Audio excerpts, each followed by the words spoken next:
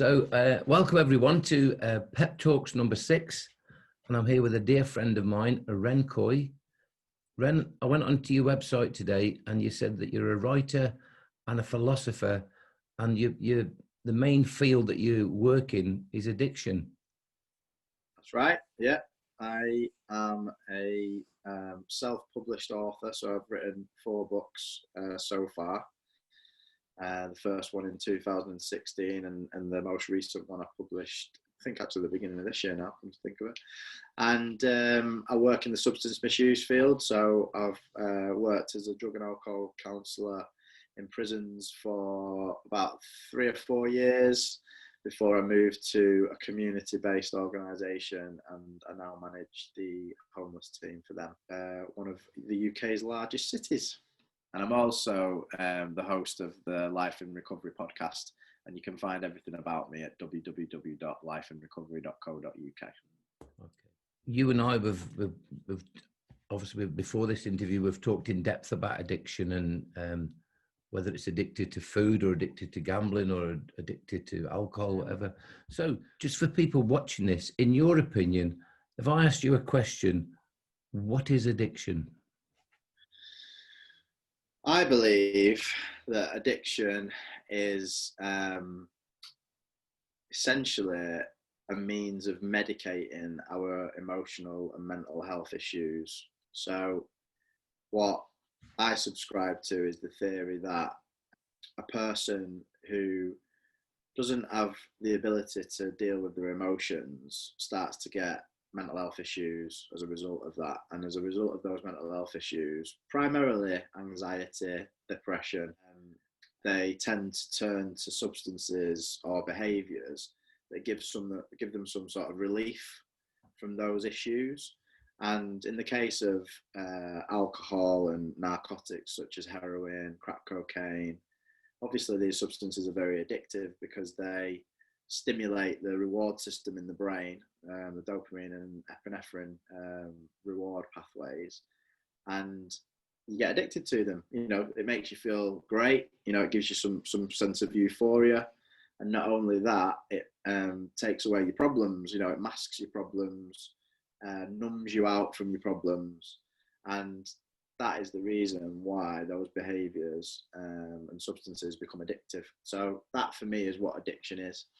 And I know that there's a kind of ongoing conversation / argument around whether addiction is genetic or environmental. And I always refer people to a study by Harvard that was in my first book, Addiction Prevention, that they did on alcoholic rats.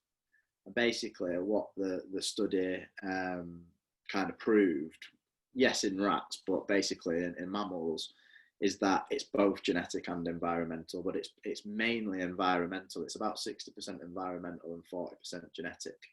Right. So the point of that for me is that it doesn't really matter. The point is that anybody can become an addict, basically. Anybody could become an alcoholic. That's the way I see it. And I think that addiction is probably the number one health problem in the entire world, above cancer, above diabetes. I think that we're in the midst of an addiction epidemic and a mental health crisis right now. And that's why it's really important that people have these types of conversations. But so, like I said, Ren, for people watching this, obviously we're personal friends, and we've had lots and lots of conversations about what we're talking today. And I think all we're doing is we're just taking it onto a public platform. But you and I have discussed all these in depth.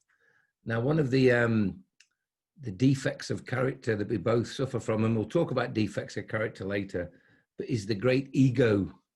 So for those people that aren't really aware of it, how would you define ego, and what role does it play in your life? Well, interestingly enough, I'm in the middle of writing my 5th book, which is called All Is One, The Science and Spirituality of Consciousness. And as part of the book, I'm kind of talking about my daughter, who was just born 6 months ago. And, you know, obviously she came into the world, and I've now, you know, I'm now experiencing her from a tiny little baby to 6 months old, and hopefully, you know, for the rest of her life, well, for the majority of the life until I'm kind of dead and gone. One of the first things that I kind of recognized was there wasn't a lot going on. You know, like the lights are on, obviously, that she's conscious, this conscious being, but there's nothing going on. You know, there is no ego there. I would say that when we're born enlightened, you know, because we're not in the future, we're not in the past, we're just totally present. This tiny little baby. Consciousness is essentially the witness to what's going on around her, you know. And I think that's why the mystics say to become enlightened, you have to become like a child, you know, because you have to go back to that living in the present moment with no ego. And it's scientifically valid to say that the ego starts to develop around the age of 2. And that's why they call it the terrible twos, because the child kind of develops this, the nature of like, that's mine, no, you know, and I've got this all yet to come, but Absolutely, people have been filling me in. Absolutely, right. And, you know, so that ego is natural. It's a natural thing that develops. But what happens with the person who eventually becomes an addict or an alcoholic, which I believe is exactly the same thing. I think alcohol is just a drug, and addiction and alcoholism is exactly the same thing. I don't think there's any difference whatsoever. That person who becomes the addict, their ego tends to be completely off kilter, completely out of whack. Usually, in most cases, when you listen to people in recovery, on a kind of gradient, it seems to be a case of massive ego, really low self-esteem, and somewhere in between, you know. But most people have got a similar type of issue, and the reason for that, which I've come to believe, is, I don't know if anybody who's listening to this will be familiar with the adverse childhood experiences study that was done by Vincent Folletti in the 1970s, but this was a study that basically proved, and you can go online and Google it, and it's 10 questions, and if you take these 10 questions and you score more than 3, and especially if you score 4 or more, it's statistically proven that you will become an addict in later life. And what it is it's centering in on adverse childhood experiences. So things such as you were verbally or physically abused by parents, there was criminality in the household, there was violence from one parent towards another in the household, there was drugs or alcoholism in the household, separation of parents, all these kind of things. Now, these are the kind of things that probably most often go on behind closed doors, but a lot of people can relate to it. Now, when you're a 2-year-old child and your ego is developing and you're going through these traumatic situations, it hugely affects the ego. And ultimately, as you start to grow into kind of adolescence, if you pick up a drug or a behavior that changes the way that you feel and makes you feel okay, or, you know, able to cope with this stressful, traumatic situation that's going on around you, the ego doesn't develop properly. You don't go through the kind of normal, in inverted commas, stages of human maturation. Yeah. And that ego, like, I mean, in my particular case, as I got to kind of the age of, I don't know, probably 16, 17, my ego was in real need of being justified. So it was initially with football. I was like a really good footballer, one of the best in my school, you know, like playing for the county and all that stuff. I was being scouted by the big teams in the local area. And I broke my leg when I was 17, and I never quite recovered from it. And in that year, at the awards ceremony, actually, when I was receiving some awards for my accomplishment, I got Players Player of the Year and Managers Player of the Year and all this stuff. Somebody gave me a beer. Somebody said, "Yeah, mate, well done. Have a beer." And I said, "I don't drink." And they said, "You can have one." Well, that one beer set off my drinking career then for the next 10 years. and it ruined my football career. I never got back to anywhere near the same level of playing as I had before before I broke my leg. And then I transferred this desire, this ego, this desire for kind of fame and adulation that I thought I was going to get through football onto DJing, and I became a DJ for the next 10 years. And my low self-esteem was around not being able to talk to girls, you know, like, I was always an all right looking bloke, but I always thought that everybody else was better looking. I always thought that the most beautiful girls were out of my reach.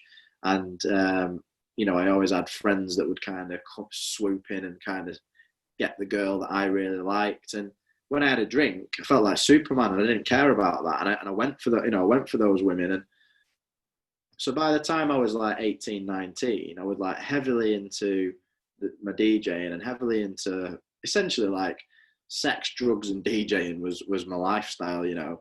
And this need, this egotistical, egomaniacal, actually, I would call it, like desire to be kind of somebody. And you know, and ego was, until I came into recovery, I didn't realize that I had this massive ego. I just thought, I'm just me, you know what I mean? Like, I just thought, that's me. You're just cool.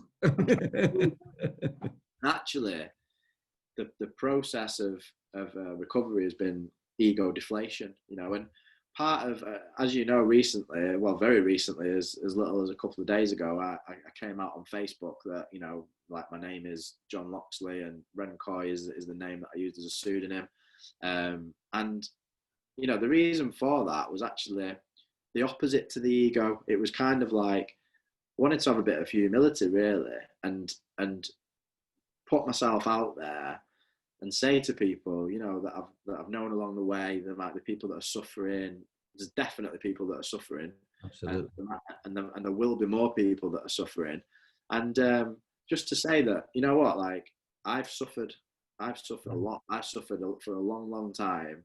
Unfortunately, I was one of the lucky people who got sober. And, you know, and as a result of recovery, I've got an amazing life now, like a really wonderful life. But ego deflation was at the core of it. Like, if I was still walking around thinking that I'm the big I am like I used to, everybody would just think I'm a dickhead, you know. And I'm sure people still think I'm a dickhead from back then. But I know now, within my innermost self, I know that I'm not that person anymore. And actually, I try to be, and I know, like, using the word humble, you're not really humble if you use the word humble. Yeah. Try to be. As soon as you realise you're humble, you've lost it, haven't you? So, exactly. Yeah. So I don't proclaim to be humble, but I try to be as humble as I can be. And you asked me the question last night, actually, is this because of your daughter? And at the time, I was a bit like, oh, well, yeah, kind of. It is massively to do with my daughter. You know, everything is to do with my daughter, because I want my daughter to grow up and see this and read my books and know me as a human being, like, warts and all, and think, do you know what? Like, my dad's all right. You know, my dad, he went through some difficult times, but he got through them, and he's not an egomaniacal idiot anymore. The only thing is, when your little princess is 15 or 16 and you're able to watch this, you'll near enough to him in my age then. You'll be an old grey-haired man. Dad, you was never a DJ. I was. No, that's, again, another wonderful, comprehensive answer to a simple question there. But we meet on a weekly basis with others in our fellowship that keeps our ego at bay. So I love it. And I think another thing as well, actually, Pep, now you've said that, is about having other people to hold me accountable as well. Because, you know, I have a sponsor and I have friends like yourself, and I have really close friends that I speak to very regularly who, if I was starting to be egotistical, and my partner as well, my wonderful partner, she would tell me straight, you know, and they would tell me straight. And I need that. I need someone to keep me in check, because, you know, at the end of the day, who doesn't want people to think that they're great, you know? And it's like, knowing that people like you is something that I think that we all have to a certain degree, you know? What the great thing with our journey is it's wonderful to people think we're great, but sometimes when we look in the mirror, we quite like what we see, you know what I mean? Whereas before, none of us liked what we saw, but you did DJ, and we've got another friend who was a tough guy who could fight. I use humor and, like the peacock feathers and look at me, but all of it, we were just scared children just wanting to be loved. But right, we'll move on to the next question, my friend. So on to another one of our defects of character that we talk about, fear. What part has fear played in your life? The first thing I want to say about fear is my understanding is that there's only two base emotions. One of them is fear and the other one is love. And people think that hate is the opposite of love, when actually fear is the opposite of love, because every single negative emotion arises from fear and every single positive emotion arises from love. So you can trace everything back to those two emotions. And that's what happens when we go through the 12 steps and we do our step 4 inventory and share it in our step 5. And then we look at our defects of character and look at our fears. You can trace everything that is negative in your life back to fear. So fear is, as it says in the big book, is the evil corroding thread throughout our lives, that of the addict or alcoholic. And absolutely, that is the case in my life. And I don't know where it began, but I can certainly say that if I look back in my history, I started to become anxious at quite a young age. And it wasn't until I had a panic attack in my adult life that I realised I'd had panic attacks when I was a kid. So there was a time when I woke up in the morning, I was doing a paper round, and I had this episode, it was really weird. I felt like I was kind of like, couldn't breathe. My mind was rushing a million miles an hour. And I just said to my parents, like, I really don't feel very well. They kind of said, are you okay and stuff. Anyway, I ended up going and doing this paper round, and I was halfway around it, slumped on the floor on the pavement. I had to ring my mum. My mum had to come and get me because I was having this episode. Now, I didn't know it was a panic attack, but now I know that at that stage in my life, the fear had ramped up to a place where I was having this anxiety. And probably much to do with my dad's alcoholism, because my dad's in the rooms. My dad got sober when I was about 11, and it was around that time that this happened. And again, looking back, fear has just dominated everything. Every decision that I've ever made has been related to trying to move past fear. And thanks to recovery, I'm the same as you. Like, I don't experience fear now in the same way that I used to. I mean, it's natural to experience anxiety when something's coming up that's like a big thing. So like if you've got an interview, for example, and you feel a bit nervous or a bit anxious, that's normal.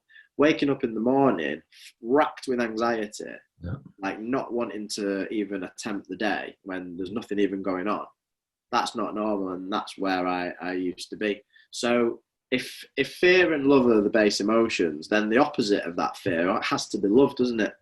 So in order to find a solution to that fear, I had to become loving of others and also of myself. Absolutely. And the self-love part of it came second, actually. Like, they say in recovery, we'll love you until you learn to love yourself. And I didn't know that was what was going on. I came into recovery over 10 years ago, and the people around me just loved me. They treated me so well, and they enabled me to start to get well. And then maybe 5 or 6 years into my recovery, it started to dawn on me, like all the other behaviours that I was doing that weren't serving me either, and were potentially hurting other people. And that's where the kind of self-love element came into it. And today, I mean, I can honestly sit here and say to you that I have peace of mind the majority of the time. Like, I don't have this constant worry about anything. Like, my daughter's gone to nursery today for the first time for the full day. And there was a ping of anxiety this morning where I was like, oh my God, she's going to be on her own. But my program kicks in, the loving part of my subconscious kicks in and tells me, she's fine. She's being looked after. She's being looked after by professionals. She's being looked after by her own higher power. She will be absolutely fine. And that is the way that I live my life today. So, like you, I can honestly say that I'm pretty fearless, really. Oh, yeah. Lovely, mate. Let's move on to another question, Ren. On your answer there, you were on about your little girl going to nursery, and you said, I'm okay with it because she's got professionals looking after her and she's got her own higher power looking after her. Now, and again, it's something we've discussed in great depth. But for people watching this who may be in recovery or not in recovery, or people that are anxious.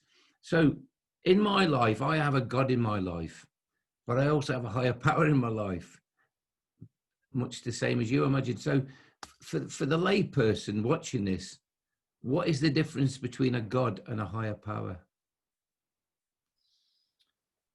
Well, I'm not sure that there is any difference between a God and a higher power, really. I mean, it depends upon what your religious / spiritual leanings are, I suppose. I mean, the way I understand it is that, you know, before I came into recovery, I was a seeker of sorts. You know, I'd always wanted to know the answers to the big questions. You know, is there a God? You know, why am I here? What's my purpose in life? You know, what's the meaning of life? Like all that kind of stuff I was interested in. And when I came into recovery, all of a sudden I was told that you need a higher power that will solve your problem. You know, it says it in the big book. Like my favorite line in the big book is, it says, we will introduce you, or you are introduced to a higher power that will solve your problem. Now, just prior to coming into recovery, I'd had a massive spiritual experience. It was the morning after my last drink that I ever had. I woke up in the morning. I just knew that the game was over. You know, like I'd drank a few bottles of wine the night before. I'd blacked out.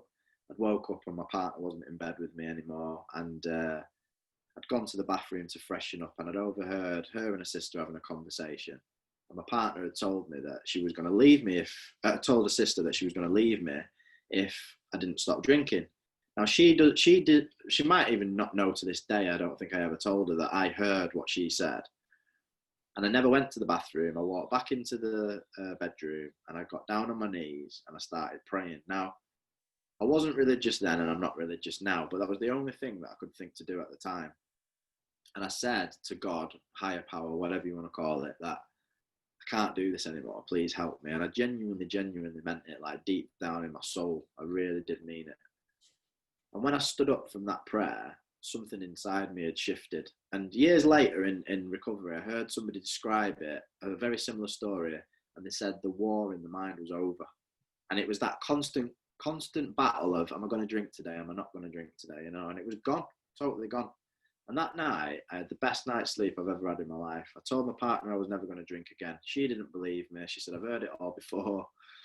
And she said to me, just don't drink for the first month in Thailand, because we were about to go and live in Australia and we were staying in Thailand for a month. Anyway, I got to Thailand. But on the plane over to Thailand, I went in the airport. I picked up a book and it was called The World's Religions by Hudson Smith. I'd never really been interested in religion, so I don't know why I picked that book up, but I did. And I read it on the plane. I read it from cover to cover. And by the time I'd reached Thailand, come to the conclusion that religions were stories told by adults to explain the mystery of life. You know, like they were all, pretty much every religion told more or less the same story, and they were all trying to explain this one thing, this higher power, this God, you know. And so I thought, they're all onto something, you know, like there is something. It's just, what is it? I got to Thailand. The miracle was that I had no desire to drink whatsoever. The obsession for alcohol, completely gone. I didn't know that a miracle had happened. I just knew that it was like really weird that I was surrounded by alcohol and I didn't want any of it. I then arrived in Australia a month later and I picked up another book called The Atheist Book of Spirituality. And I read that book. So by this point, I was convinced that I could be spiritual and be an atheist, but also believe that there was some sort of like a higher power. And I then met a guy who was a born again Christian who basically asked me who told me to ask for a sign and I would get one. And I did. I'm not going to go into that story because it's really long. And if anybody wants to read it, it's in my book, Anonymous God, that you also wrote a beautiful passage in for me. Yeah, thank you. These massive coincidences and synchronicities happened over the course of a year in Australia that convinced me that there is something out there. You know, there's something. Because I didn't have a program, I had all this knowledge, but no working program of it. I wasn't in recovery at that point. I actually suffered an emotional breakdown, and I arrived back in London and with my partner, and I just fell to pieces basically, and ended up on my lounge floor, sobbing my heart out, saying I can't do this anymore. And the truth is, I wanted to kill myself, and I wanted to kill everybody else around me because I just couldn't stand being with people. You know, I just hated myself. And that was when I went to my first meeting. So I go to this meeting and they're telling me, you know, you need a higher power. And I was like, I've already had this. Something's happened to me already. Like I haven't had a drink for over a year. Yeah. I just want to kill myself. And they said, no, the higher power will solve that problem as well. And I was like, how does that work? And they just said, all you need to do is keep coming back, work the 12 steps, and the rest will become, the rest will become clear. So I did that. My understanding of and this is what my book that I'm writing at the moment. So and this has changed over the years and is subject to change consistently. You know, where I'm at with the higher power thing is, I believe that all is one. So I believe that everything that we experience in the universe comes from one place. It all began in one place, and it'll all go back to that one place in the same way that our lives will. And that thing for me comes in many, many different names. So consciousness is one word for it. God is another word for it. A higher power is another word for it. I described it as the organizing principle, TOP for short, which is because it organizes everything and it's the number one principle. And also in scientific terms, they call it the ZPF, the 0 point field, which emanates all matter from it, you know, in the same way that we believe that consciousness. So science and spirituality, I believe, will meld to a point that will explain to everybody at some point in the distant future, probably thousands of years from now, what this higher power is. But for me now, right now, in this moment, you know, in my life, the reason why it's so important is just because it gives me peace of mind. Because I know personally that I'm not God. Yeah. And I know personally that whatever is going on, whatever's happening in the universe is meant to be happening. Absolutely. And I know there's a lot of bad things that happen in the world, and this is where a lot of people get really, really, really stuck. And I think the best way to explain this to people is, if you think about the majority of bad things that happen in the world, they happen because of human beings. Human beings can be evil, you know, and human beings create the majority of suffering in the world. Yeah. There's natural disasters, obviously, that happen, but that doesn't mean to say that there isn't a power greater than us. Yeah. In order for the universe to exist, the good has to exist with the bad. Love has to exist. You can't experience love if you don't have fear. Yeah. You can't experience hatred if you don't have compassion. Everything, the yin and the yang, it has to exist together. It's best to not get hung up on that. And for me, once I had that realization that there is the yin and the yang and that everything has to exist, it put my mind at rest, and it made me realize that all came from somewhere, and that somewhere is my higher power. Well, I respect your religion as well. You know, like, it doesn't matter. Like, I seek to see where religious people are right. I don't automatically think that somebody that's religious is like, you know, a Neanderthal and doesn't know what I'm talking about. I think to myself, that is giving you something really positive in your life, and that's great. And you know, who am I to say that your God doesn't exist, or who am I to say that Jesus didn't exist, or whatever the case may be? I remain open-minded, and I suppose when it comes to science and spirituality, and this is the reason why I look at both aspects, is I won't believe anything unless I experience it for myself, or someone who I trust implicitly has experienced it and explains that to me. And then at that point, I'll say, yes, I believe it. But I've had so many inexplicable experiences along the way. And especially went through prayer and meditation. I mean, when I started meditating 5 or 6 years ago, that was when the fun really started. I mean, I had, and I'm not trying to like, it's just that the stories are that long that they're all in my books, so I'm not trying to like flog my books here, but I've had that many supernatural spiritual experiences that when people turn around to me and say God doesn't exist, or like this synchronicity rubbish, I say whoa, hang on a minute. And the funny thing is, when you actually sit down with somebody, as me and you have, and as we have done with many of our fellows in recovery, and if you actually ask them the question, have you ever had a God instance? Have you ever had any synchronicities happen to you? Have you ever had any mad coincidences that you can't explain? Have you ever seen anything supernatural? You will sit there for hours with these people. Everybody has got at least one story to tell you. So if everybody in the world's having these experiences, surely that's got to mean something. And that's where I come from with it. So for those people that said the recovery is just mind over matter, what would you say to that? I think that the word will is the word that we're talking about. So, I've got a very, very strong will. I've got a very, very strong willpower when it comes to certain things.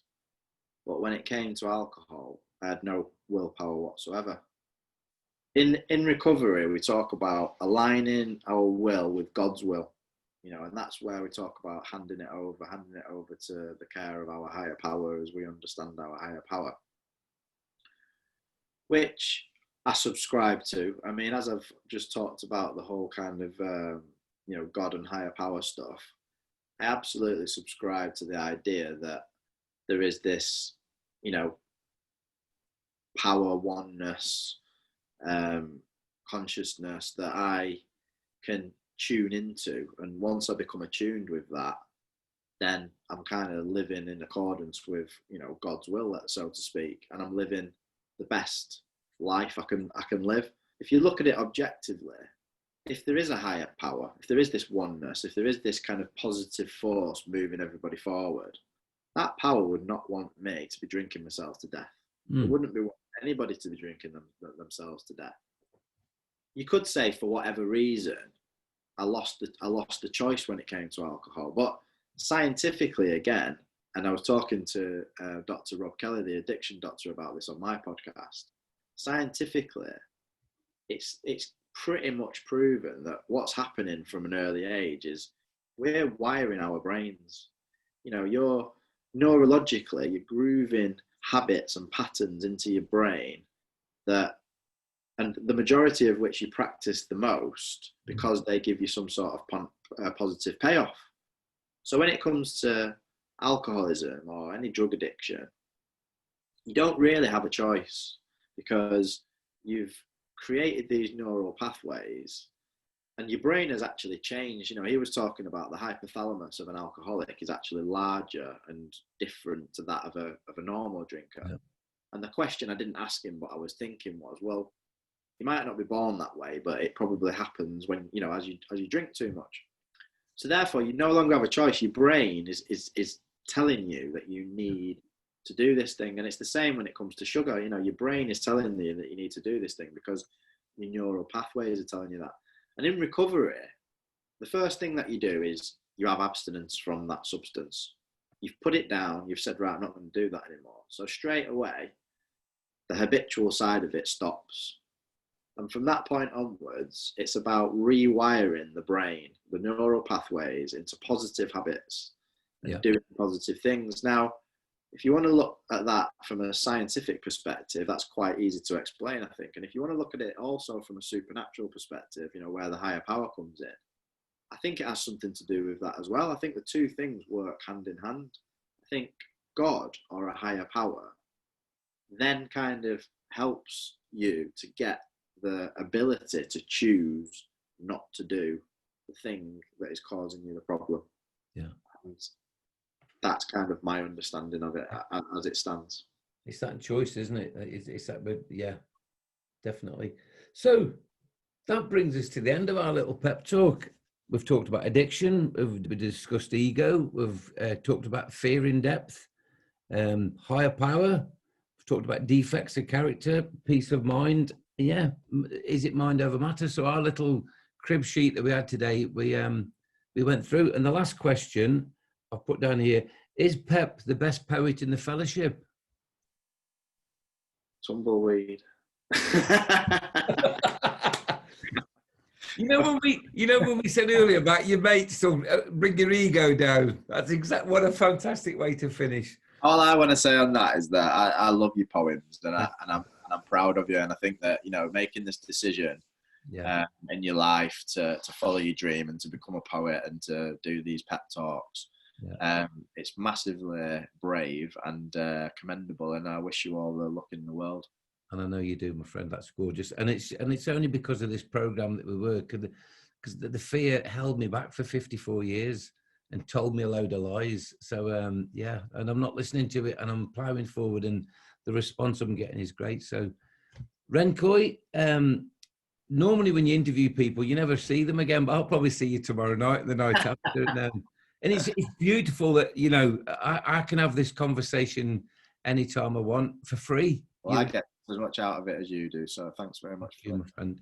You're an integral part of my life. I always say to people, I've got a thing called a CPU, a close protection unit, and you're an integral part of my close protection unit, as I hope I am yours. And this friendship will go on for years and years to come. So thank you, mate. Thank you. Appreciate it. Take care, my friend, and I'll speak to you soon. Peace and love. Thank you. Peace and love. God bless you. Bye bye, mate. Bye bye.